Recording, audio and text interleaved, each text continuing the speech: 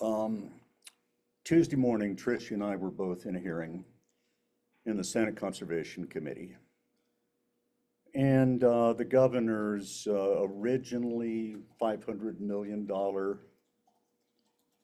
unstrategic water supply. It's really not strategic. It's really not a water supply. It's really kind of a pipe dream that's infeasible. It makes no sense. Maybe it makes sense in Dubai, but it doesn't make sense in in New Mexico. And we will find that out if they only apply the data in science and do the feasibility studies. They'll learn that this is not worth it. And it's a really low return place to spend money. The place to spend our efforts are those priorities that have already been thoroughly vetted and agreed by panels of experts. And the Water Policy and Infrastructure Task Force that I served on with a number of people, we started, we were so diverse, we gained traction, we learned to trust each other, we came to consensus. And the work group that I co-chaired with my colleague LaDonna Clayton, Dr. LaDonna Clayton, who is Executive Director of the Ogallala Land and Water Conservancy, trying to save the last remnants of groundwater in the Ogallala. Portales ran out of water this year. They ran out of water. Her story is that Portales didn't pay attention to the data that the New Mexico Bureau of Geology, New Mexico's water science agency, provided to them. Clovis did. Clovis took some steps. Clovis is okay for right now. Portales has a disaster. They had children's home, religious children's home that had no water this summer. They have a university that has been the darling of Eastern New Mexico University legislators, the same farmers that have pumped the water out from under New Mexico. And it's gone. It's gone. And it's gone forever, And so now that it's gone forever, people get attached to these dreams like treating produced water, and it's so bad because even the names that people attach to things like produced water really should be called nasty, toxic, awful oil field waste. It's not water. In fact, it's 20% salt. How much energy does it take to get 20% salt out of water? The answer is it's outrageous what some of these ideas are that are coming forth. And they're coming forth based on disinformation, which means a distortion of the facts in a way that is intended to harm. Now, I don't know where the disinformation is coming from, and I don't know who in state government doesn't know any better to just pass that stuff along, but I saw it the whole session. And I'm going to say one more thing here, and then I'm going to stop and turn it over to some people that have maybe a brighter attitude than I do tonight. But at the end of the hearing, before the bill was tabled, before that evening when it was taken off the table, which never happens, before the next morning when they held a hearing and didn't take public comment, before the Senate Conservation Committee or the water experts who passed the bill along to the Finance Committee without a recommendation, basically saying, we're the experts, but we don't know how to do this thing. You decide. And it's dead. It's dead. But along the way, and this is my story, Senator Pope was talking about, and I think he is a extremely well-intentioned, very intelligent person. He's a retired officer in the Air Force, I believe. He knows his stuff. He knows what bureaucracies are like.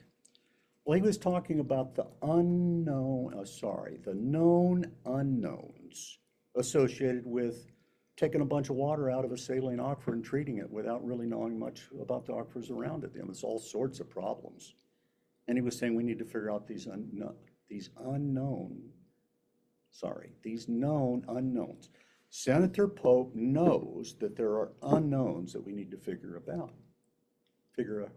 out before we do anything, because otherwise it would be dumb. We might do more damage than we do good. But what Senator Pope, and I don't mean to single him out because this applies to so many good intentioned people in the legislature. What they don't know is what they don't know, which is New Mexico is in a tragic water crisis today, and they are not taking it seriously. They don't know the facts that would cause them to act rationally if they knew them. And how have we failed so badly? You know, that Latin American scholars, the smartest people in a Latin American country that came to UNM this June, said the diagnosis is simple. Research into problems and solutions does not reach the people. Well, who is the legislature? It's the people. And what they said is that water in New Mexico is a community problem, and community problems require community-driven solutions. Community-driven solutions. How do you get to those? Well, you get to those through collaboration by implementing the landmark bill that the 2023 legislature passed unanimously and then didn't fund for implementation. That's what we're dealing with, folks. We're dealing with legislatures who do not know what they do not know, which they must know. If we New Mexicans who love our state and love water and love our rivers and love green places and love wild and just love being here and eating green chili and being part of the fabric of society here, if the legislators don't know, how can we ever solve our problems? So the first step is getting the legislators to know, it seems to me. And maybe that's not the first step. Maybe the first step is to get the people to know. You know, I haven't quite figured that out yet. What comes first, the chicken or the egg? I think maybe it's the people. Because I think until the people know, they're not going to drive the legislators. I've taken too much time already, and I'd like to say thank you so much, Gabby O'Keefe, Gabby will introduce herself in a minute, but she's from Silver City, and I am a very close colleague of her mom from the Protect the Gila fight, which went on for way too many years. And Tricia Snyder, who has come to New Mexico Wild and is going to be a water leader in New Mexico in the nonprofit sector. Not going to be, she is. And I'm so delighted that we're going to be teaming up in ways that we were still going to invent. And I hope with Lavendr and with Gabby O'Keefe too. And Sammi, who's on Zoom, is with the Conservation Voters of New Mexico. She's their climate and energy, now she'll introduce herself, but their guru on the policy of that. And she accepted my invitation to join our board. And so we want to reach out and form a coalition that can't be ignored. We want to prepare for the 2025 legislature. I want to take the rest of February off, but starting March 1, starting March 1. So thank you, Tricia, Gabby, Sammi. Say 1 minute about yourselves and then tell us what you have to tell us. Yeah, hi everybody. Really excited to be here, and in particular, just really excited to be on this panel with two other extraordinary young women. I think that's a really incredible moment that we should celebrate for a second, because that's not always the case. And so just really excited to be here with you. My name's Tricia Snyder. I am the Rivers and Waters Program Director for New Mexico Wild. By New Mexico standards, I'm not from anywhere. I'm a military brat, but I claim El Paso as home, whether they like it or not. And Southern New Mexico, spent most of my childhood and early adulthood. That's the place that has been the most formative to me, including bringing me to this water work. My mom's house is a stone's throw from the Rio Grande. And I grew up wondering why this big river only existed a couple months out of the year. directly when it was needed for agricultural production. And figuring out why that was so is literally why I'm here today and why I'm doing this work. So I'm going to talk to you a little bit about the legislative session. I'm going to talk to you about some bright spots. There are some bright spots. And I'm also going to talk to you about places that we fell down on the job a little bit and what we need to think about for next year and beyond, because this is a long-term fight. So yeah, thanks for being here. I'll pass it to Gabby. Hi everyone. Yeah, I'm Gabby O'Keefe. It's nice to be here and echo what you said. It's great to be here with some amazing leaders. Oh yeah, wrong camera. I am the project lead at an Albuquerque-based ad agency called Lavendr. Do a lot of creative work and logistics work there. But like Norm said, my mom, Allison Civic, on this call, has been involved in the fight for the Gila since before I was born. It's been a long time. I was there when there were great wins and we were screaming during the pandemic, happy with decisions, but the Gila was in my backyard growing up, and it's always been a part of my identity and something I've cared about. And so it's great to be here and just talk about something we all care so much about. So I'm going to be talking tonight about the need for more creative work in this fight for water. So yeah, thanks. I'll turn it over to Sammi. Thank you. And yes, again, echoing how cool it is just to be on a panel of experts made up of women. My name is Sammi Kao. I'm the Climate and Energy Director with Conservation Voters New Mexico. I just finished my 4th session with the organization. So excuse me if I have a hard time stringing sentences together today, because we're all a little bit tired from this last 30-day slog in the legislature. I won't be talking quite as much about the water issues, just because that's not really my issue area, but we all know that climate and water very much go hand in hand. If climate change is happening the way it is, it has inevitably a really hard impact on our water supply. So I'll be talking about our wins and losses. I'm happy to report that we did have some really great bright spots, both in the budget and just passing some very bold new legislation as well. So that's what I will get into, and I will pass it back to Norm. Well, I don't have anything else to say for a while, so Tricia. All right, let's see if I can figure out how to share the screen. Gabby. I'm going to share from here. I will echo what Sammi said, that please excuse me if I'm not quite as eloquent as maybe normal. I don't know if I'm ever eloquent though. Okay, can folks see that okay? Mm-hmm. Great. So yeah, let's talk about the legislative session. So first, I just want to introduce myself and my organization, Tricia Snyder, Rivers and Waters Program Director for New Mexico Wild. We're a statewide organization, and our focus is water, wilderness, and wildlife. Our water program is really guided by 3 main principles. How do I make this go away?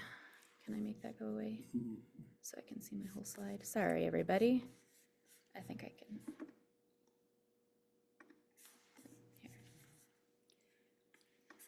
Toolbar will not go away, but if you... I can just move it if you just let me. Thanks.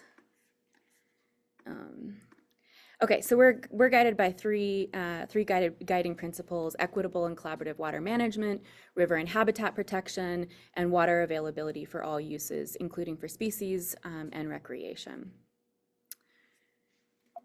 This is not like my normal computer at home. There we go. So I wanted to first take a step back and kind of talk about what the problem is and what the opportunity is, both for this past session and beyond. So as Norm has said many times, and as we've heard from other water leaders, New Mexico is facing a water crisis like never before. And the impacts of climate change mean that we must act now to ensure that we're building resiliency and sustainability statewide and secure our water future. That's not a may, that's a shall. We must do that. The opportunity, especially this year, has been that we've been seeing record budget surpluses in the past couple of years. We also have really extraordinary leaders in some of our state agencies and other spaces. We have a wealth of information, we have plans, we have data. and more that we can translate into substantive action if we make that decision. So first, I just wanted to talk a little bit about water agency capacity. I think this is something that is not terribly sexy, but is really, really important. Making sure that our water agencies are funded, that they have the resources and capacity that they need to do the day-to-day work. And so there's a lot of different state agencies that touch water in different ways, but the agencies that I'm going to focus on are the Office of the State Engineer and Interstate Stream Commission, whose budgets are linked, the New Mexico Environment Department, and the Bureau of Geology and Mineral Resources. And so without this capacity, they can't fulfill their mandates, let alone start thinking creatively about how we meet our water crisis. So operating budgets for these three agencies largely mirrored what was in the executive budget. The Office of the State Engineer got a little bit less than was in the executive budget. But one thing I want to call attention to is, this is kind of getting into some of the budget wonkiness, but it really matters where precisely those funds were placed. So if you were listening in to any of the budget discussions this session, particularly or from the Environment Department perspective, you might have heard Secretary Kenny talk about pay parity and how important that is for the organization. They need additional funds to make sure that they can retain the quality employees that they have, as well as recruit new high quality employees. We're in a different workforce than we were a few years ago. There's a lot more competition for employers to recruit great folks, and making sure that those folks stay with the agency is really critical for that institutional knowledge. So NMED, unfortunately, although their overall budget was matched by the legislature with what was in the executive's budget, there was not quite but not quite in the right buckets, and so they didn't get quite what they needed. They were about $1.5 million short of around a $6.6 million increase for that pay piece. So I want to talk a little bit about some of the bright spots, and there were quite a few bright spots. One that I'm really excited to talk about is funding to develop a state-led surface water quality permitting program. This was one of my biggest priorities this session. It was an emotional roller coaster. Many of you may have also advocated for this. If you haven't been following this, we need a state-led surface water quality permitting program in New Mexico because of the decision in Sackett versus EPA, the US Supreme Court decision. And what that did, if you haven't been following that, is it basically changed federal jurisdiction and removed Clean Water Act protections for up to 96% of New Mexico's surface waters. So what that means is now the Environment Department, because we don't already have a permitting program put in place, has to wait until a pollution event occurs and react to that. But if we had a permitting program, we could be a little bit more proactive and ensure that those pollution events don't occur before they even happen. So we got significant funding this year. $7 million was placed into the Water Quality Management Fund for both the surface water and the groundwater permitting program, which also does great work. We also got a one-time special appropriation for $600,000. So really, really great news there. I will flag everything that I'm talking about, both budgets and bills. It's not final, right? Everything's kind of sitting on the governor's desk, and we have to wait for her to sign it for it to really be the end, the final say. We also got $5 million for the River Stewardship Program, $2 million in the capital outlay framework, and then $3 million to the Land of Enchantment Legacy Fund. That program does really important work on habitat restoration. Acequia improvements statewide, we received $5 million for that, which is great. Acequia is our, the lifeblood of the state, and it's really important that we keep those communities going in the future. We also transferred $50 million to the Water Trust Fund, which is provides really important money for water projects around the state. One of the big wins is we were able to put in it says $300, but it's $300 million to the Land of Enchantment Legacy Fund, which is just really incredible. That was a fund that was established last year through years of work of advocacy from many people, including many of my colleagues at New Mexico Wild, and I'm sure some of you on this call. But putting that extra $300 million really just means that it has the money it needs now. As it generates interest year to year, we're going to be able to pull from that fund and fund really important programs across the state, including river stewards and the Outdoor Equity Fund. We also were able to pass the New Mexico Match Fund, House Bill 177, that put $75 million into that. That's critical because there's a lot of federal money out there right now, and New Mexico has struggled to be able to bring that money in and put it on the ground. A couple of years ago, New Mexico Wild put together a report specific on the bipartisan infrastructure law and its relation to water projects. You can find that on our website if you're interested. And one of the things we looked at was what are the barriers to getting these funds, these federal funds to New Mexico? And one of the things we found was there's not enough matching funds. So this is really critical. It's broader than just water projects. You can use it for many things, but it's critical for water as well. House Bill 211 was passed and is awaiting signature of the governor, and that's a bill that makes some changes to the way the Water Trust Board operates, but also adds a new eligible project type in wastewater and wastewater conveyance. So that was a great change. That program is really important for getting things done.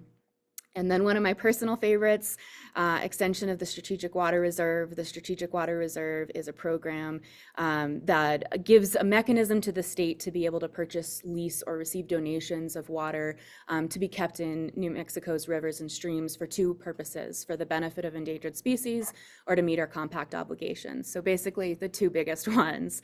Last year, we were able to successfully advocate for the largest appropriation the reserve has ever seen, $7.5 million. But unfortunately, it was only authorized for 1 year, and that just doesn't work for the way that water rights transactions work. These are really complicated, they take a long time.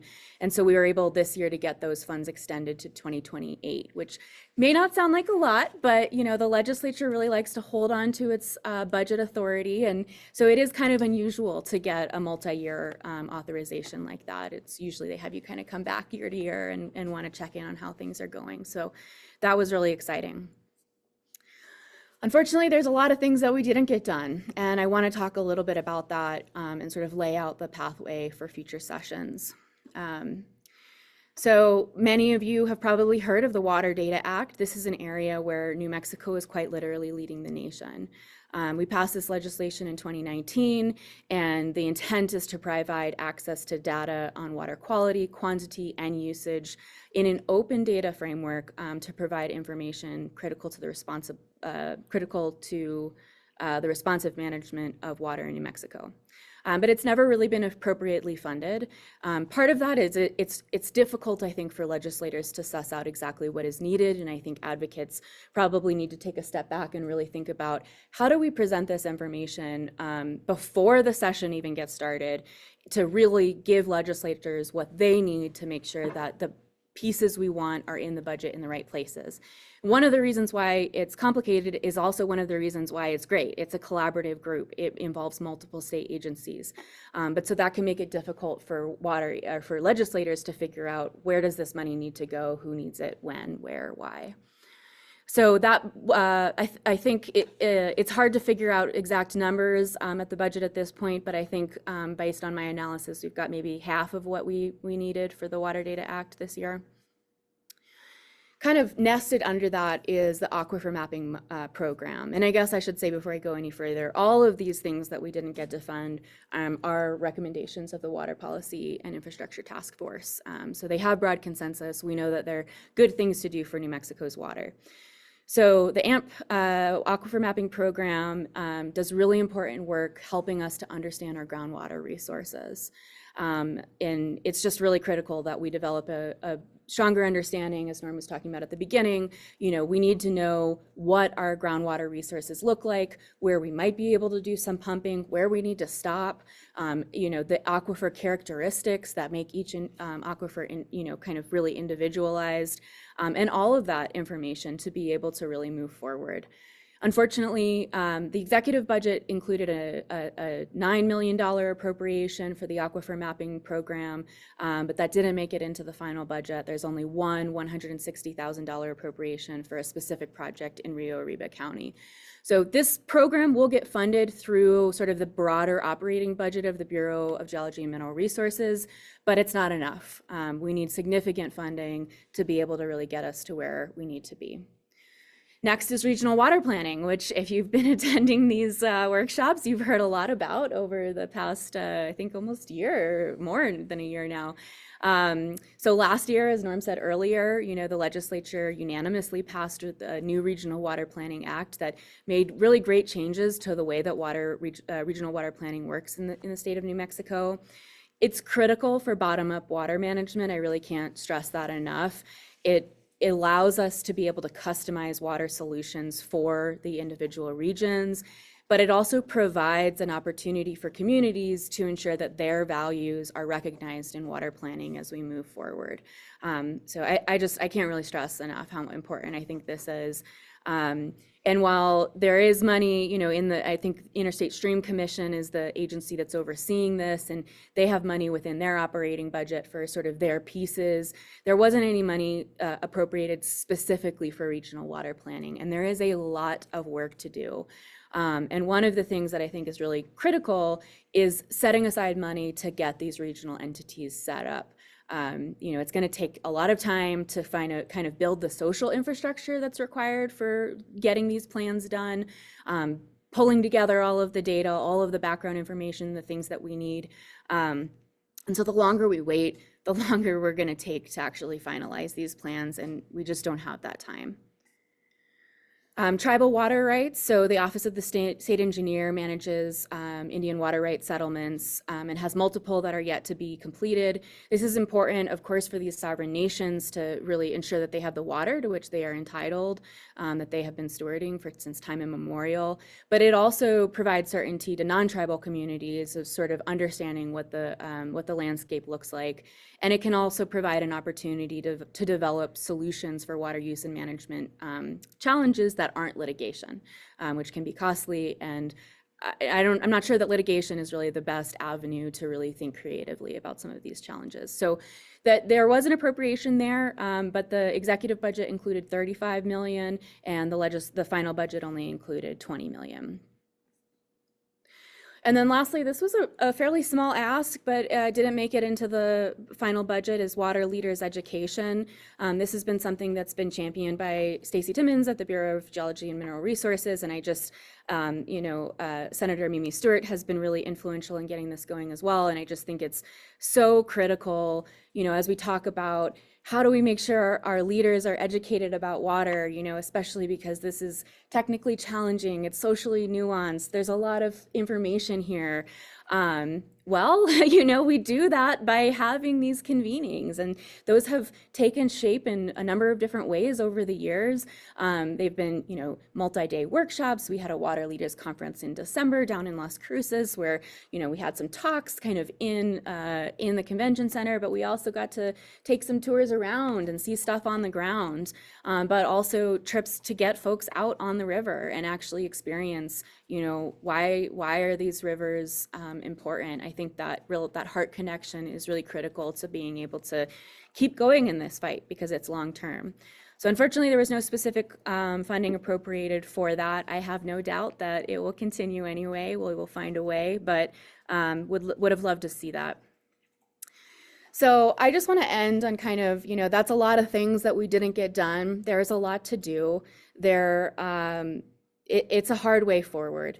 But this is a quote that I love. It's in Latin, but it's basically saying if there is no way, I will find a way, and that's sort of the takeaway, I think, for water. I hope if you take nothing else from everything I've said today, I'd love for you to just spend a moment thinking about what water actually is, right? It's often slow, sometimes it's fast, sometimes there's a lot of it, but no matter what, it has the power to transform the world around it in really meaningful ways.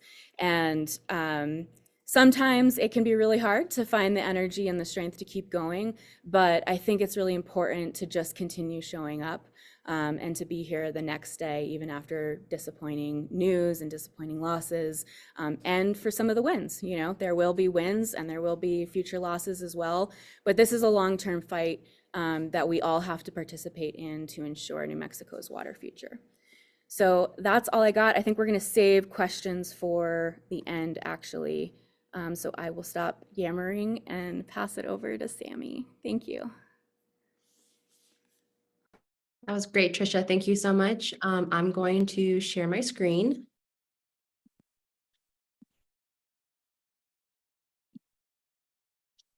Can folks see?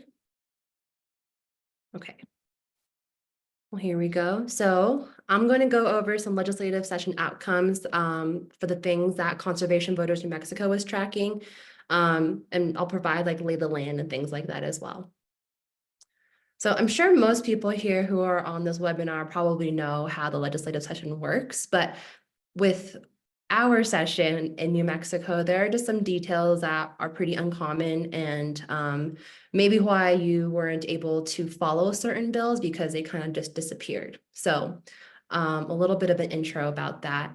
On even years, the session is all around the state budget. And on odd years, they are 60 days long instead of 30 days long. And we can do everything. It doesn't have to be related to the state budget. But for the short session that we just had, every single bill that goes through the legislature has to have some kind of budgetary impact, meaning, you know, our state is going to spend our money on it. So this is kind of like a year-round process. It goes to the interim, we talk to agencies, we talk to the governor. Everything that has to go into the budget needs to be already, every bill that passes, you have to have a line item in the budget. And the exception is if the governor gives it a message, then no, then your bill does not necessarily have to have a budgetary impact. And we worked on a couple of bills like that this session. And typically those bills are high priority bills for her, things that she wants to get done. So this past session, we had a slate of different like gun rights or gun bills or gun control bills. Of course, those don't necessarily have a lot of money tied to them, but they got a message and that's what they were able to be talked about in the session. They took quite a bit of time. So this year we had a pretty historic budget of over $13 billion, which is huge for our state. And that is largely due to oil and gas production. And I'll get into that a little bit later. So, you know, I'm sure a lot of people want to know how they can get involved in advocacy, or if you already are, how you can be even more involved. There are lots of different ways. Being on this kind of webinar is one of them. I myself, and I believe Tricia is also a registered lobbyist in the state of New Mexico, and you don't have to actually lobby at or register as a lobbyist to go into the roundhouse and speak with your representative or your senator. As constituents, you actually have a lot more of an impact on what your senator or your representative cares about. So if you email them or if you text them or call them, if you have that kind of info, but in person, going to the roundhouse, going to their office, shaking their hand and talking to them about what you care about and why they should also care about it is a huge way to get involved. So I saw someone in the chat mention that they were at the Environmental Advocacy Day that we hosted last Friday at the legislative session. That's a great way to get involved. So I'm talking about this because the legislative session and being involved in this kind of advocacy is the bread and butter for Conservation Voters New Mexico. They're for like the whole broader climate coalition.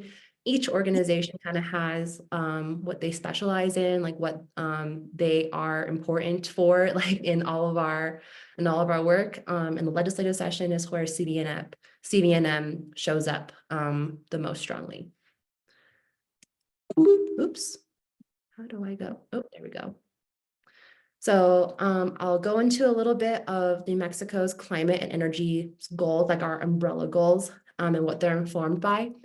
First, in 2019, our governor, Michelle Lujan Grisham, she passed or she set forth a climate executive order.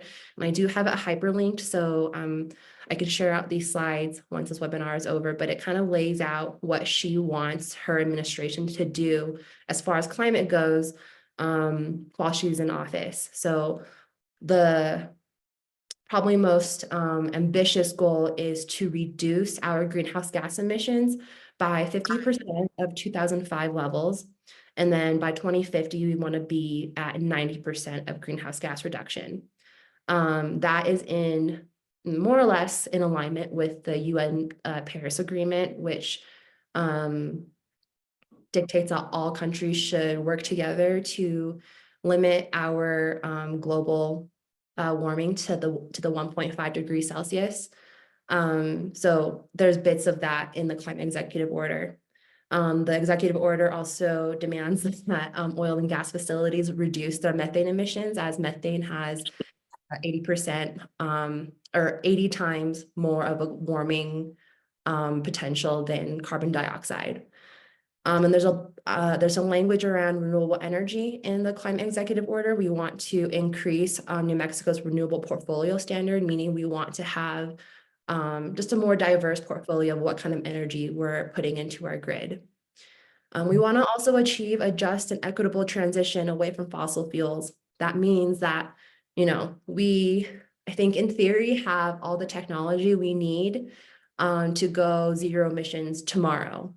But we also have entire communities in the San Juan and Permian basins whose entire livelihoods rely on the oil and gas industry, and to strip that away from them without a like a safety net or a way for them to transition to a different job or some kind of guaranteed income would be very inequitable.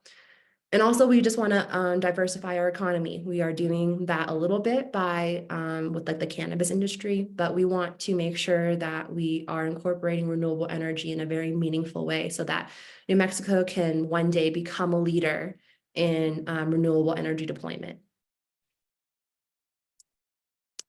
So there's a lot of challenges and obstacles to achieving those goals. I think, in my opinion, the biggest challenge and obstacle is the oil and gas industry. They are the largest and most powerful lobby in this state and probably other states as well. Like I said earlier, we had a historic budget this year to spend our money on of $13 billion, and over half of that was due to the oil and gas industry. So it's hard for us to lobby and advocate for policies that are going to slowly ramp down oil and gas production when they are largely responsible for this huge budget that we have. We also have what we call conservative Democrats. And from my understanding, speaking with some colleagues from other states, this is kind of unique to, maybe not unique, but it's more unique than other states. Like I'm not sure that other states battle with this quite as much. We have Democrats who are very progressive on, you know, various social justice issues like access to abortion or LGBTQ rights. They will always vote in alignment with the party on those things. But when it comes to climate energy issues, they largely don't. And that's also because they receive a lot of money from the oil and gas industry, or their constituents in their districts are heavily involved in the oil and gas industry. We also have an extremely divided legislature, which I think is something that we see nationwide. I think the conservation movement has had more success in passing bipartisan legislature, meaning both parties support. I think I'll talk a little bit more about the wins, but I think we got our first bill this year around, you know, climate energy type stuff that we did get a lot of Republican support for. And that was very exciting. Another thing I wanted to add is we do have a major lack of alignment in terms of like what it means to achieve what it means and what it's going to take to achieve our climate and our energy goals. So we have a little bit of a lack of alignment with the governor, like Norm talked about earlier. You know, she loves this strategic water supply idea. You know, advocacy groups largely don't. We also, as like an environmental climate movement, have clashed with other environmental advocacy groups on exactly what it means to achieve these goals. So, I think the most obvious example of this is this hydrogen industry. I think there are going to be groups that can see some very practical applications for hydrogen, others where they just want nothing to do with it in our state. So, I think good legislation is all about finding that common ground, and at least on the climate energy front, it's been difficult to achieve that kind of broad consensus that Tricia was talking about in order to be successful. So with that, I'll go into our wins and losses. I'll say that this year we had substantially more wins than we did last year. In 2023, we did not pass a single climate or energy bill. We got some tax credits into the omnibus tax bill that were all line item vetoed by our governor after the session ended. And this year was just kind of a 180 from that. So Tricia talked a little bit about the state match fund in her presentation, and that was the bill that I was talking about where we had broad consensus amongst Democrats and Republicans in both the Senate and the House. The bill got unanimous passage, which is very, very exciting. The state match fund is, like Tricia said, for us to be able to leverage money from the IRA, the Inflation Reduction Act, and the Investment in Infrastructure Jobs Act, the IIJA. Those two pieces of federal legislation put forth billions of dollars. It was the most historic investment that our country has ever made towards, mitigating the climate crisis. So there's a lot of things in there for water infrastructure. There's also a lot of things for renewable energy deployment, improving infrastructure, like already existing infrastructure in underserved communities, access to broadband. So it's not necessarily just renewable energy and clean energy and things like that. There's a really broad swath of things that the state match fund will cover. CVNM was working with a broader coalition to try and get $100 million in this fund because we have a lot of competition, even just regionally, that we'll have to face when we go for these funds. Our neighbor to the north, Colorado, passed a similar fund for $80 million, and Minnesota passed one for $100 million. And other states around us, like Nevada and Utah, have already set up different agencies and departments that are very well equipped with funding and personnel, and that are not going to have a problem doing the work that it will take to get these grants. So this $75 million is a really great start. I'm calling it seed funding because in the 2025 session, we are going to push for even more. The IRA and the IIJA have different grants that are going to be available for applying to up until 2030. So we have until then to continue funding this match fund. Next, we had 7 climate tax credits go through in the omnibus tax package, which was huge. We got things for energy storage, electric vehicles, energy storage systems for municipalities and school districts, geothermal energy deployment, and different solar and wind energy projects that will be eligible for federal funds. Again, this has not got to the governor's desk yet, so I don't want to say anything to jinx it, but we have had some conversations where we feel very comfortable to the governor's commitment to getting these things done. Next, we passed House Bill 41, which is the Clean Transportation Fuel Standard. I know this bill was a little bit controversial, and CVNM put it as one of our priorities. This was also on the governor's message and one of her priorities. So this bill doesn't have a budgetary impact, but it was one of her priorities for the last 4 years, and we pushed it pretty hard this year as well. And the reason being is we worked really, really hard to get good equity language in there. So the Clean Fuel Standard is a very tricky, complex bill with a lot of different moving parts. But essentially what it does is it requires that utilities and fuel importers and fuel producers and importers to participate in this clean fuel market. So there will be a standard set, a standard meaning like how clean your fuel is. And if you are producing fuel that is cleaner than that set standard, then you will generate credits. If you are producing a fuel that is dirtier than that set standard, you're going to have to buy credits. So it is a market mechanism, but the reason CVNM and I push for this bill so hard is because none of the revenue generated from the sale of credits will go back to companies for profit. We made sure that the language in there said that at least 50% of the revenue generated from credits has to be reinvested into underserved communities so that they can fund projects for transportation electrification. And the other half of those funds have to be put into projects that will fuel decarbonization. So things like grid modernization or updating our transmission grid and things like that.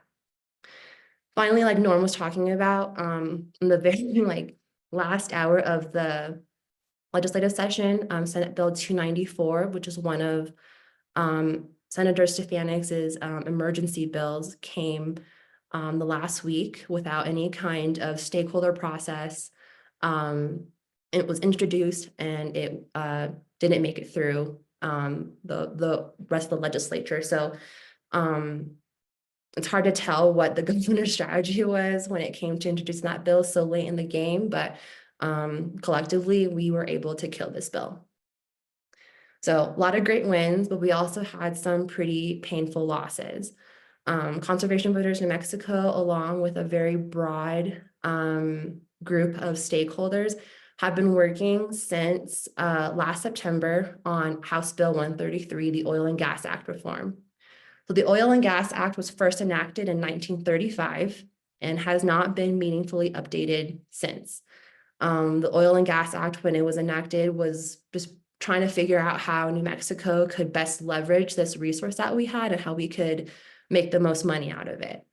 Since then, the climate crisis has become front and center in our knowledge. So we need to update this bill so that it reflects our new priorities. We worked with a bunch of other environmental organizations. We worked with frontline communities who are located in the San Juan and Permian basins. We also worked with other oil and gas companies. We worked with NMOGA and the New Mexico Oil and Gas Association, so we could come to some kind of consensus on what would pass. Originally, the bill was very, very ambitious. It included things like environmental and human setbacks, meaning oil and gas facilities cannot develop their facilities past a certain point within schools or places where people live, work, and play. Ultimately, this bill just did not have what it took to make it through. The environmental community had to make a lot of concessions, meaning we had to get rid of setbacks in the bill. And ultimately, even after all those concessions we made, the bill was stalled out on the House floor. So this just means that we're going to work in the interim session to, again, work with the stakeholder group to try and reintroduce this bill next year when we have a long session. And try again. It's not uncommon for these types of bills to be introduced once, twice, 3, or even 4 times. So this is a second rendition of an Oil and Gas Reform Act. So, maybe 1 or 2 tries and we can get it through. And we also had a really great bill from Representative McQueen on increased royalties for oil and gas production. So oil and gas industries now, they have to pay 20% of their, their royalty percentage is 20%, and they pay that to the state land office. And the state land office is in charge of collecting money from people or companies that lease their land for their operations. And that money goes to things like our schools. So that is basically how, we always hear about oil and gas being the main driver of how we keep our schools funded, and this is how. So the bill wanted to increase the royalties from 20 to 25%, and it made it through the House, made it through the Senate, its first and only committee, and unfortunately, the chair of the Senate Finance Committee refused to take a vote on that, so it got stalled out on the very last day. we were really hoping that since the Oil and Gas Reform Act didn't make it through, that House Bill 48 would be kind of like our, light of like the shining beacon of hope that we could get some kind of oil and gas bill through, but we didn't. So what are our next steps? In 2025, in our long session, we have a lot more time and resources to get ramped up for a comprehensive climate bill. And what we're hoping is something that is going to have three parts. The first is going to be the greenhouse gas emissions reductions, something around just transition, and some language around decarbonization economy-wide. We're also wanting to open or establish an office or department of just transition so that we can have experts facilitating that work. And we also know that it's 2024, so at the end of this year, we're going to have election season. I think we have 11 legislators who are leaving and they have open seats, which means that's a lot of opportunity to get progressive, bold, new legislators into our legislature so that we can, get these ambitious goals achieved. And I thought I had a question slide like Tricia did, but I didn't. So I've been rambling long enough and I will hand it off to Gabby now. If I could, Yeah. I'd like to just say a couple of things now that maybe will help introduce. Yeah, sounds good. Couple of comments. And it's about first things first, and it's about deciding what you fund in what order. There needs to be a plan. You don't bring a desalination plant that has a huge expense forward at the last minute without consultation and expect it to pass. I mean, I remember in 2019 when I was working with oil and gas activists to analyze spills of produced water and oil and all sorts of stuff in the oil patch, and we got their data and we downloaded it and we analyzed it, and it showed really bad faith on the part of specific operators. They just had atrocious records, and other operators had really decent ones. Well, we learned a lot about that. One of the things we learned is that some companies that are publicly owned have stakeholder pressure to clean up their act, and they do a better job. Some businesses that are owned by private equity, they don't want to spend a dime more than they're made to, and so they're not going to do anything until they're ordered. But one of the most shocking things to me was to be told by officials in charge of the data, after we worked and worked and worked to analyze the data, that we were wasting our time because the data that they had published on the web was not worth having. They said it was garbage in, garbage out, everything we did. But it's up there on the web to analyze like it's something real. Well, that gets me to first things first. The 2019 Water Data Act was the first significant water legislation that's been passed in a long time. I wasn't paying attention for quite a few years after I retired as Interstate Stream Commission Director. But the Strategic Water Reserve was one of the things that I helped create when I was ISC Director. And very, I think rightfully, a lot of people in the Water Task Force latched onto that because it has such a good premise. But the truth is, it can't be applied in the Middle Rio Grande because we don't administer wet water in the Middle Rio Grande. We only administer permits. And therefore, the requirement of the Water Security Act, the Strategic Water Reserve, they say that a transaction cannot increase depletions. But in the Middle Rio Grande, it can, because water is a shell game in the Middle Rio Grande. It's like the capital leaks out of the bottom of the bank into somebody else's bank to sell. So we've got to figure out what first things first are. Regional water planning. Last year the legislature passed this bill unanimously. Sammi, it was a very controversial bill, and it passed unanimously the very first session. And it showed that water is nonpartisan because we had a nonpartisan committee and we had nonpartisan legislative advisors. And they passed this great bill, and it calls for interesting things like scientific integrity in the way you deal with data. It calls for modernization, well, anyway. So back to the regional water planning.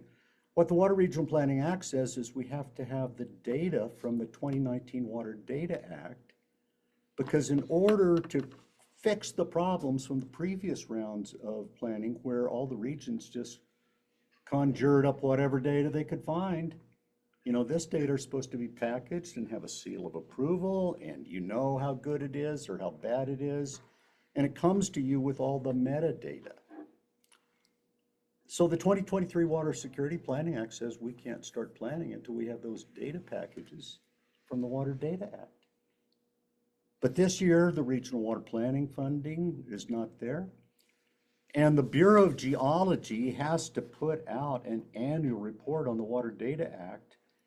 And they basically said, we're barely getting started. And the cost of doing it all is really not that much. It's only $30 million, only $30 million.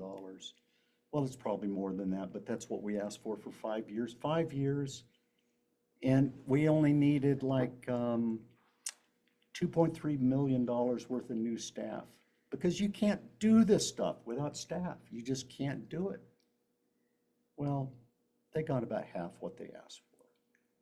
They didn't get the aquifer mapping program. That was in the governor's budget as federal ARPA money. But the legislature never bothered to put that in, and it never got put back. And all of the priorities that the water advocates, the group here, these folks I'm the president of, we put together 6 priorities back in November because there were no priorities coming out of anybody for water. And we said fund staff, number 1. Fund accelerated implementation of the 29 Water Data Act, number 2. Fully fund accelerated implementation of the aquifer mapping program.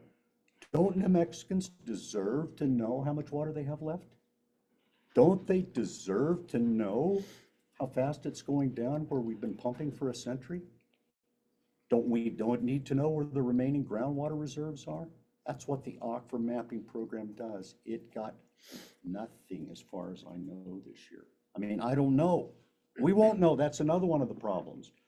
The legislature has made the budget process so opaque that even the agencies can't figure out what they did until it's all over. I mean, it just blows my mind. And it's time for me to quit ranting again. But let me see, I made a couple of notes here. Regional water planning. We had a little fire drill when we thought there was going to be junior money that the legislators could still allocate.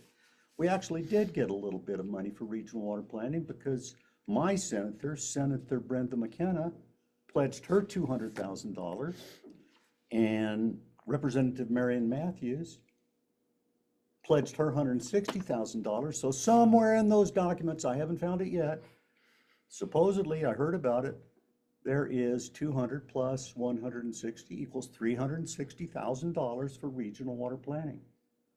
Wow. Now that's first things first. And then we get this $500 million suck all the air out of the room in terms of funding the things that need to be funded, proposal from the moon as far as I'm concerned, that just disrupted everything and wrecked funding water progress. The last thing I want to say is Sammi did a good job of talking about climate, but what people need to get is are a couple of points here. So Phil King, I sat across the table from Phil King, who's a PhD professional engineer, faculty professor from New Mexico State University that teaches water. He has 2 degrees in agricultural engineering. He's a really sharp guy. He was a contributing author to the report that we call it the leap ahead analysis. It tells us what the science and the facts say, and it gives us a mandate to do what we need to do. It's being ignored. The legislature doesn't get it. Anyway, he's retired. He used to represent Elephant Butte Irrigation District, which is why I sat across the table from him, because I was representing the state. Well, he's no longer representing Elephant Butte Irrigation District. He's really brilliant. Here's what he says. He says the International Panel on Climate Change has been issuing scientifically backed dire reports for 34 years now. We actually had IPCC scientists threatening to go on strike because their water was being so roundly ignored by policymakers and governments around the world. So it's not like we didn't know. Our response has been abysmal and continues to be abysmal. But now he goes on to talk about water. And he has an analogy. So the deal about climate change and water is mitigation of greenhouse gases have failed, and yet we have not started to adapt to having significantly less water, and it's too late. It's too late. With the greenhouse gases that are already in the atmosphere, things are going to get considerably more arid, and water's going to get considerably more scarce. And we're still pumping our aquifers down. We've been pumping them for 100 years. And we don't know how fast they're going down, and we don't know how much aquifer is left. But what he's saying is we know that water is going to be a really big deal. And then he says it's like if you got an asteroid heading for Earth and you intercept it out at Neptune's orbit. If you breathe on it hard, you'll change its course enough that it'll move out the way and it won't hit the Earth. If you wait till it gets inside Mars' orbit, you can send a nuclear bomb on and it still might hit the Earth. You know, time is everything. He's saying we need to start now, but the legislature doesn't know what they don't know. And my plea is that the environmental groups that are focusing on in-stream flow and water for habitat for species and the strategic water reserve and all of these quality of life issues, what we have to recognize is without water, there's nothing. There's nothing. And that's not rhetoric. There are places in New Mexico that are going to have nothing because they're going to run out of water. The Ogallala already has. They might survive, but it's not going to be nice. In the Middle Rio Grande, we can be sustainable, but only if we start working it now. And we cannot wait for the legislature to become educated. We have to start now. And so that's what you're going to be hearing from us in 2024 as the year progresses. We need to start in March. We need to prepare a plan for the interim to engage with the legislature. We need to plan a plan for ourselves so that people are, okay, I'm talking too much. I'm getting the yank. Gabby, would you please tell us how we can use creative work? Yeah. Yes, let me screen share here. To teach us all what we must do. Yes. Is that what we need to do? I think so. So let's see if I can make this smaller. There we go. Okay. Cool. Well, yeah, what I'm going to talk about tonight is the importance of creative online activism to address the water crisis that now we've all heard tons about. Oops. There we go. Okay. Maybe. Okay. Just a little bit of background on me. My educational background is in communications and political science. I graduated from UNM in 2022. Go Lobos. And my professional experience is a wide range. I have experience in freelance creative work, photography, videography, but I've also worked in social media management, digital marketing, including environmental marketing. advertising and nonprofit program management. And currently I work at Lavendr. We're an Albuquerque-based ad agency, and we have a big focus on video content creation, specifically for nonprofits and impactful organizations. It's where we have a lot of passion. So really, just a quick overview of everything I'm going to go over tonight. We know we're in a water crisis, right? And so now what is the next step? And I think a lot of what we've heard is mobilization, right? We need a lot of people to get more educated on this, more informed on this, and basically make it a priority for legislators. And so really what I think the key is here is we've seen a lot of positive feedback and positive outcomes coming from creative online activism.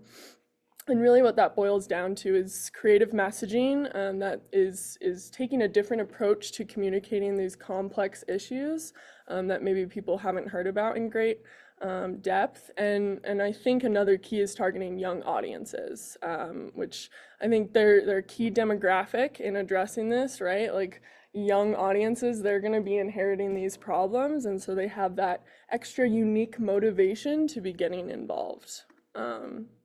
So really, I just wanted to bring up some data that kind of supports this. This is from Pew. Basically, just across the board, variety of topics.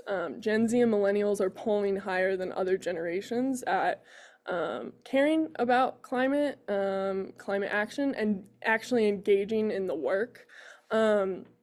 And this is across the country. And so really what that's telling us is, okay, let's maybe try to find them where they are and convince them that water is an issue in New Mexico, right? And basically tonight I'm going to be making a lot of parallels between climate and water, because there's a lot of data to support this on the climate front. But I really think that if you think climate is an issue, it's not going to be that difficult to convince you that water is an issue here, right? So it's just a good benchmark to use. So really, online activism has some interesting parts. So if we know that young audiences are polling higher and interested in climate and getting engaged in reform, where are they? Really, social media, big surprise. And one of the let's ignore some of the downsides of social media for now. Let's talk about the benefits. Really, what's the biggest opportunity here is for free, you have the possibility to reach millions of people, right? Anyone can go make an account, start making content, and you have the possibility of reaching a huge audience for free. And also, of course, there's paid ads that are often cheaper than doing broadcast, stuff like that. So there's a big benefit that you can really reach a huge audience there. And just some stats, 90% of the total US population uses social media actively. That's pretty good. And then the average American spends 2 hours and 4 minutes on social media per day. And really why I say that's good is this is an opportunity, right? 2 hours and 4 minutes a day, 90% of the population. I mean, if you can get in front of 90% of the population, that's pretty good. So really it's just a big opportunity there.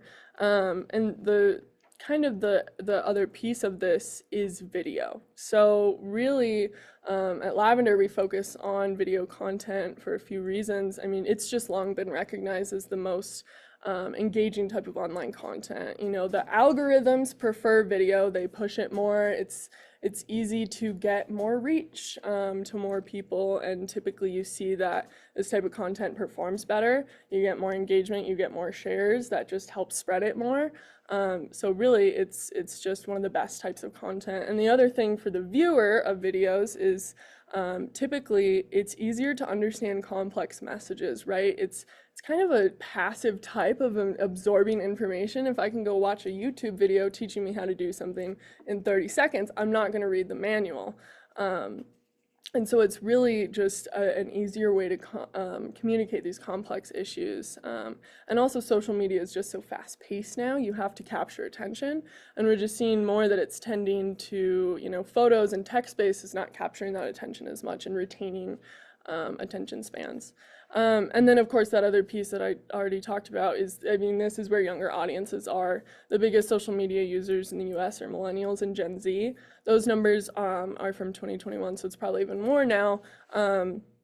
But if we know that they're polling higher at being engaged in climate action, and they're mostly found on social media, that tells us something, that we need to meet them where they are. I just wanted to bring up this article from the Washington Post. This is pretty recent. Basically, they were discussing how a campaign on TikTok and Instagram really basically informed climate action policy. And so basically what the article is getting into is, and I'll give you guys some more background on the actual campaign that happened, but the article it gives some good background context. We've seen since 2018 a big surge in online activism that came with the rise of TikTok, and then of course the pandemic, people being stuck inside, maybe not able to go out and protest. And so really, and like I talked about, I mean, it's so easy to reach a huge group of people. And so there's just a lot of potential there. So we have that rise starting in 2018, and then what we're seeing now, as well as a rise in kind of people grabbing on to specific influencers. There's a lot of just micro influencers everywhere that have followings of people who are interested in their personality or relate to their content, right? And we're seeing a lot of environmental activist influencers as well, and they're able to create a community online who can change, make reform. And really, the other thing this article is getting at is that now politicians are starting to realize, Gen Z and millennials are becoming this powerhouse of voting, and maybe we should be listening to what they care about and trying to appease them. And this is just one happy case. I know there's a lot of cases where it has not turned out well, but this is one win. So the campaign was basically trying to pause the expansion of LNG exports in the Gulf Coast. And really this campaign started in November. There's one specific activist I'm going to talk about. His name is Alex Harras. He teamed up with a bunch of activists from the Gulf Coast who are directly impacted by this project. Basically for 2 months was making content, informing people of, all the horrible things that will happen if, they approve an increase in exports. And the petition got over 415,000 signatures asking for the Department of Energy to basically do an impact report on, is this in the public's best interest? And thankfully, just 2 weeks ago, the Biden administration announced that they would in fact be doing that. They paused the plans and asked the Department of Energy to conduct the study.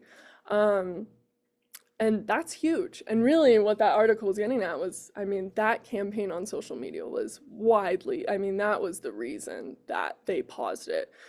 Just this statistic, there were 14.4 million total views on this project. 12 million of those came from social media. That was it had a huge benefit. Oh shoot, I don't know if that's gonna work. Well, I had some videos from him that I was gonna show you guys, but that's okay. You can go look him up. We can send you the username after. Basically, he just has a wide variety of content that is really cool to see. I'm gonna keep going, maybe. There we go. Okay, so we'll just skip that part and just talk a little bit about why this was so successful. So the first thing on social media is really you need to be making content that someone cares about, right? Well, we know people care about this. People care about their futures. They care about the earth being inhabitable for them. So that's taken care of. He already had something that people cared about. But then if you go and you see his videos, really what he has is he has great hooks. And that's something I talked about is on social media, since it's so fast paced, you need to have a good hook at the beginning that gets people interested. One of them he had was like, I'm going to explain to you in 40 seconds why you need to sign this petition. Oh my gosh, people are like, okay, that's important. the next part is the time sensitive aspect, and that's something that he does in all of his videos. This is an urgent thing. You have to act on this now. This isn't something that you can put off and just do it another day. You have to do it right now. The other thing is easy action on social media. That's incredibly important. You know, he said it takes 5 minutes or it takes 30 seconds. Just share it once. They provide a link with everything laid out for you, right? Because the issue is seeing the problem is one thing, but then if you don't give people a solution, they're like, well, what do I do? I'm just depressed. I don't know what to do. And the other thing that he does well is just he effectively in the beginning of his videos basically lays out, you know, why does this matter to the viewer? And why that's so important is that helps the algorithm. If there's someone, if they're watching the video and it's going to take them 10 seconds to figure out if they care about the video or not, it's not going to perform as well because they're not going to like it, they're not going to comment, they're not going to share it. And he does a great job of laying it out immediately, and so then it just helps the video reach more people. And really here, then the other just big component is his messaging is diverse and very creative. So I mean, this video that won't play, but that's okay, is a mini doc style. So he's interviewing people who live in the Gulf Coast and how is this going to impact their lives. He has some videos that use trends. There's some trends on social media that he basically flipped on their head and basically changed it to be talking about big oil. And so using those tools, he just had a great diversity in that. And the key too was creative messaging. And the second part of that is storytelling. I think that's something hopefully we all understand is so important is people relate to storytelling, right? That's how we know if something is important. That's how we relate to it. And so really, he just does a great job in telling people stories and telling the story of this project and why it's so detrimental. And this is just, I just threw some other examples on there other than video, even though I prefer video, of some really great ways to turn data into creative. And I think that's something that's really important.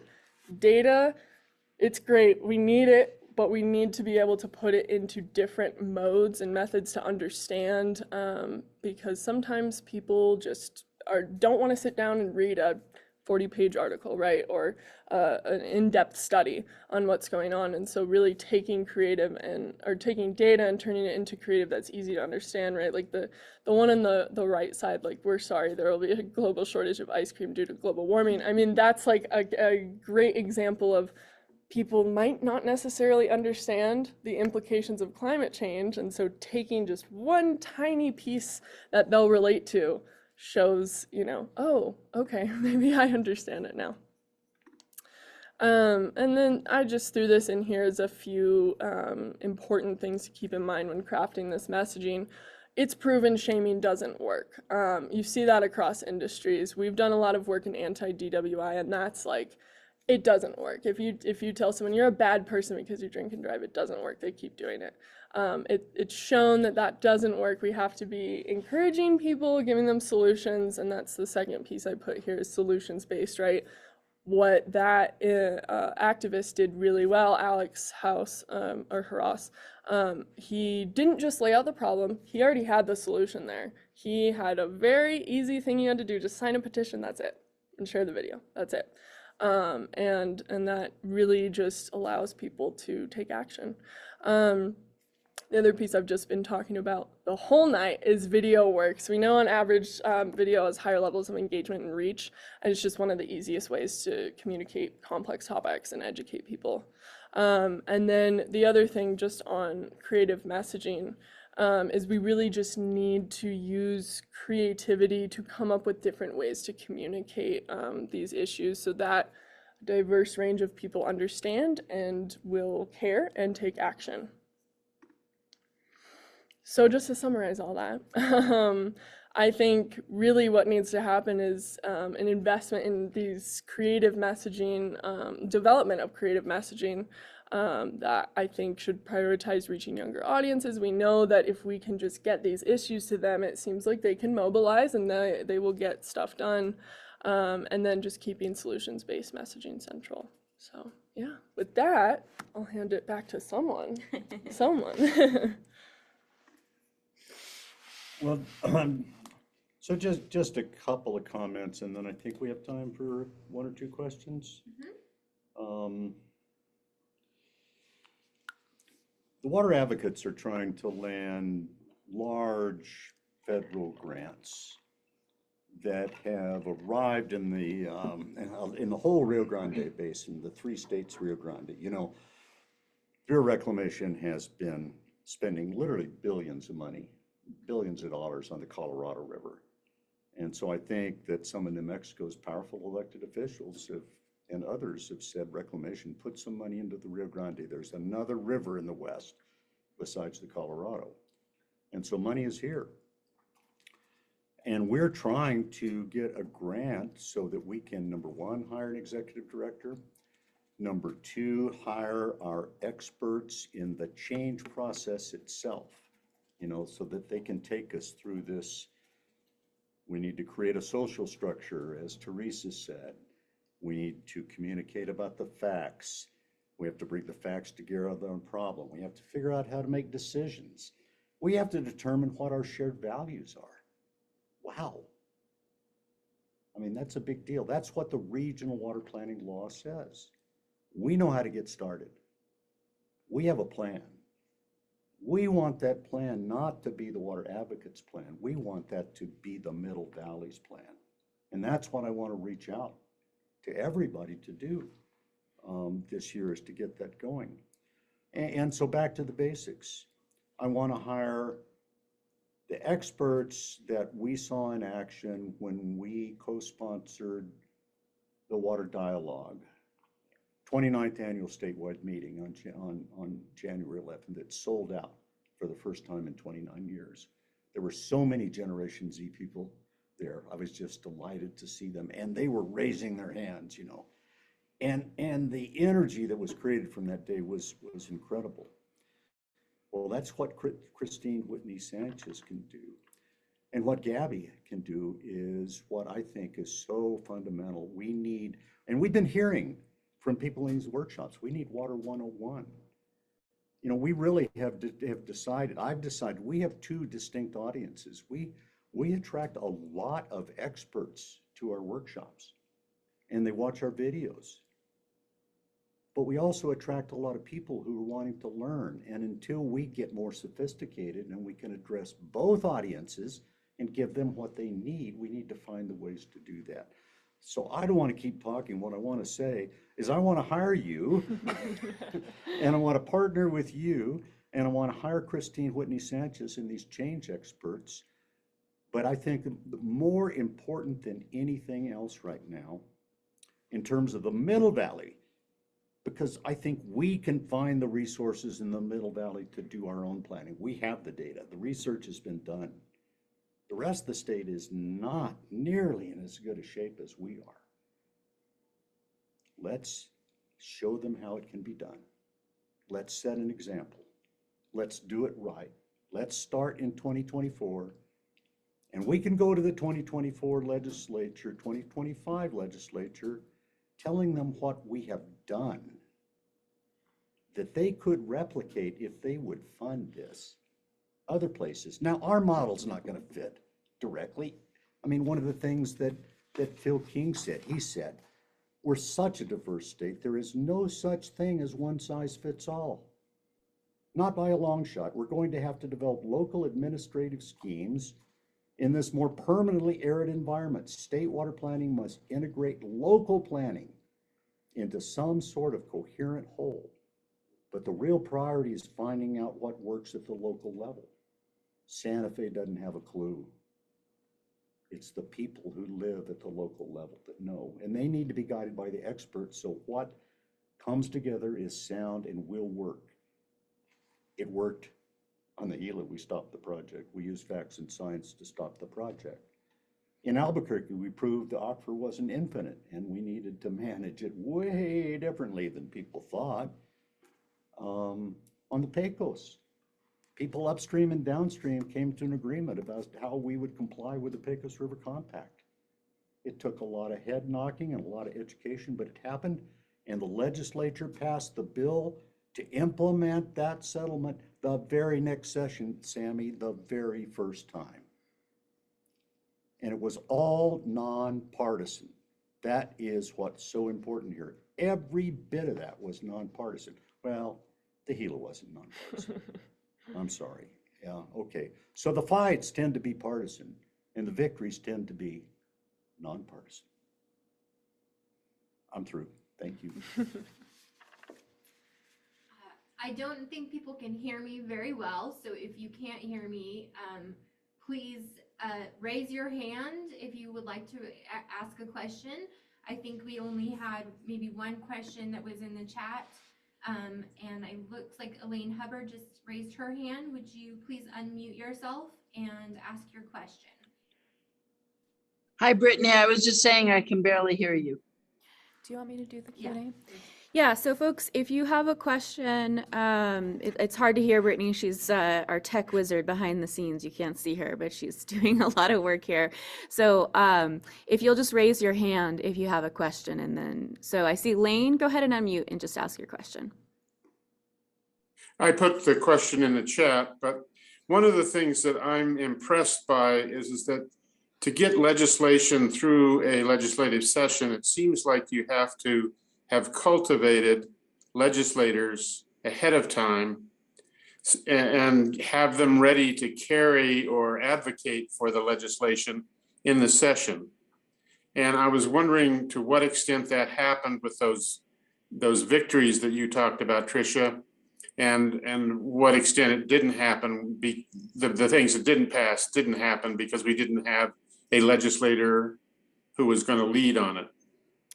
Yeah, that's a great question, Lane. And I want to tag team Sammi into this as well, just because of her wealth of legislative experience. But I think you hit the nail on the head. You know, I think advocates often think we can show up on day one of the legislative session, bring in a suite of priorities and hand them to legislators, and that's going to be it. And that just is not going to, that's not going to cut it. So it has been true time and time again that the things that we've been successful on have represent significant amount of work before we even get to the session. That's not always true. You know, sometimes there can be things that come up, but generally speaking, if something has gone through, it represents a lot of work during the interim, having presentations at committee meetings while legislators are off season, and also working individually with those legislators, finding out who your champions are going to be, and demonstrating that you have the broad support to make it, you know, really sweet for them. So Sammi, I'd love for you to just jump in here and say if I got anything wrong or what you might think differently or anything. No, I don't think you got anything wrong at all. Like, that's a really great question. And honestly, a really great reminder for us advocates that bills are not just carried by sponsors. They have to be clued in the entire stakeholder process. And I think this last session, there was like varying examples of how important that is. One of the really, really great bills that I saw introduced this year was the Local Solar Access Fund.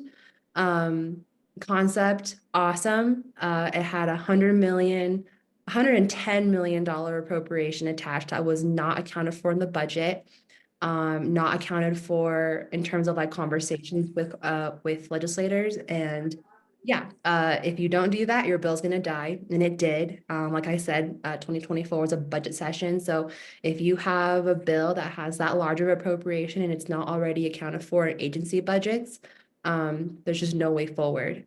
The bill that I was talking about, the oil and gas reform, you know, I think we had a really robust stakeholder process, but you're right, we did not include as many legislators as we should have. We thought that having the weight of, you know, who we consider to be climate champions was going to be enough to carry that message, and it wasn't. So when it came down to our appropriators in House Finance, House Appropriations Finance and Senate Finance, these legislators told us that they were not clued in and they did not feel comfortable voting in support of a bill that was going to have what they believed to be a really hard impact on our state's budget. So that was a takeaway lesson for me for next time, that we do include these legislators, even if that might mean they're going to give some input that we might not like. I see Karen has her hand raised. Let's go to that last question and I think probably wrap up from there. Oh God, I'm probably gonna rant like Norm does because I'm an old fart. I mean, I'm gonna be dead before any of this stuff comes to fruition. So maybe I shouldn't just care, but I do. I don't want the earth to be destroyed, you know, and water, as everybody says, is key. But I live, and this is something anybody who's seen me on any of the Sierra Club things, I live in Roswell, where nobody gives a damn about anything except oil and gas. So, you know, and I'm sorry for the person from Lavendr, but I won't touch social media with a 10-foot pole. So I've got to know what else I can do. I learned one thing, I think, from the going to Environment Day, that I can personalize my messages to say that I don't have any, to legislators that might be positive, you know, in other parts of the state, to say that, well, I'm not your constituent, but because I feel I have no representation, I'm going to write you and ask you to do something like this. So yes, by the next time this needs to happen, I'm going to have something that I've written up that I can just throw into everybody else. But other than that, it's just like, what can I do? Or should I? I mean, anyway, sorry, told you I was going to rant. No, I think it can be difficult to figure out what the right course of action is. And Sammi, I saw you come off mute, so you jump in here. But I think you're right that, you know, one thing I will say, there's a lot of problems with the way that our state legislature is set up. But one thing that I think is true for New Mexico that it's not true elsewhere, having worked in other states and other legislatures, we do have a lot more access to our legislators than is generally the norm in other states. So, you know, showing up, writing that email, making that call, it may not feel like a lot, but it does really make a difference, because what really moves mountains is collective action. And so, yeah, it's just your one call, but it's your one call that's joined with all of the calls that are generated by Gabby's videos that you're not watching on social media, but are still, you know, driving that collective action, and that's critical. Yeah, and I have one other comment there too.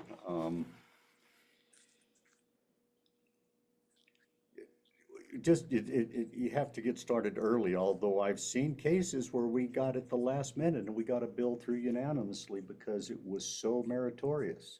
Well, that's the way water ought to be. You know, it's the way it ought to be. It ought to be that the Water Policy and Infrastructure Task Force, who met in 2022 and came up with unanimous recommendations, you know, we thought that our friends on the water, what is it called? The interim committee, Water and Natural Resources Committee. We thought our friends on that committee would take the initiative to move some of the things that they knew about forward because they participated.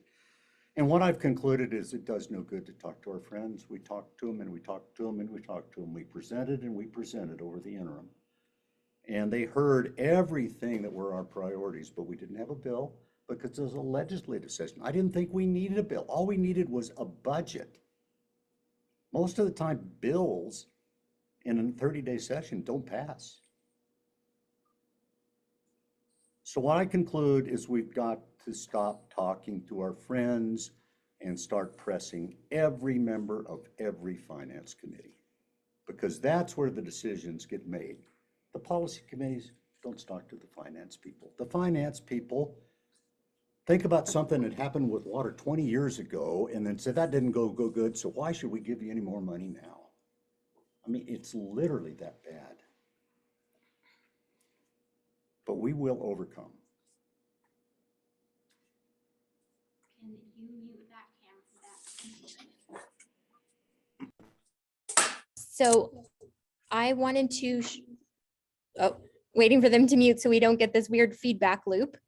I'm going to share my screen now, which is going to be another thing that you can do to start to move forward with water advocacy And this isn't about talking to legislators, but it's about talking to your friends. So we know that the legislators have not been educated about water. If they had been, we got money for New Mexico Tech to do that education, we wouldn't be in the place we are today, right? If legislators understood our water crisis, they would be voting to fund water planning and good scientifically based water projects.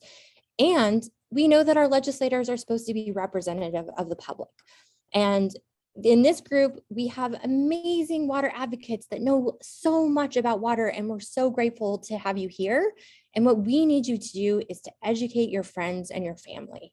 So the more people know about water, the more people talk to their legislators, the more it becomes a general collaborative knowledge base, right? We want everyone in New Mexico to understand what water means and what it means for our future if we don't start acting now. So my action item for you until next month's session is to pick 5 of your friends and acquaintances that you don't typically discuss water with and have that water conversation. Be creative in telling them why you think water is important and why you want them to know about water. And we hope that you will encourage them to talk to 5 more of their friends. And if you have n to the 5th power, how quickly will we educate every single person in New Mexico? I think we can make a huge impact by simply having conversations about water with people that we don't normally discuss water with. It could be your children, it could be your coworkers, it could be your barista, it could be the person you meet on the bike path that is sitting and watching the empty river. And you could explain why there is no water in the river and what the river is going to look like if we don't start doing something now. I would ask you to have those conversations and invite them to come learn more here. You know, we had kind of a small group tonight, but I think we can get many more participants.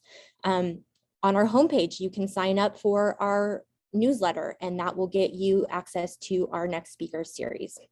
So again, thank you so much for joining us tonight. We really appreciate you being here. We appreciate you having these conversations. We appreciate you talking to your legislators and talking to your friends.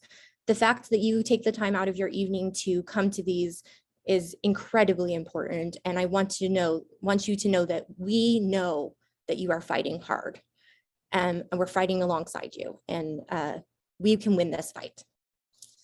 Our next speaker series are always on the 3rd Thursday of the month, and here are the topics. These are also listed on our website.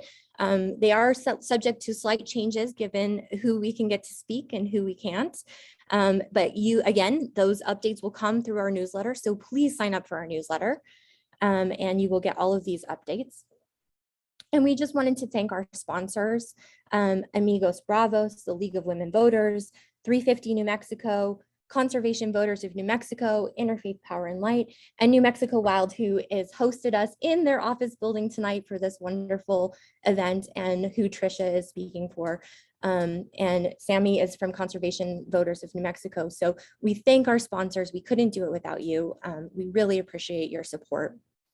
And again, if you enjoyed tonight's evening and you would like to continue the good fight and you have some extra funds or you have some extra time, consider donating to the Water Advocates or consider volunteering with us. We are always happy to have more people to do this good work. Again, thank you so much for your time tonight, and I hope you have a fabulous rest of your evening.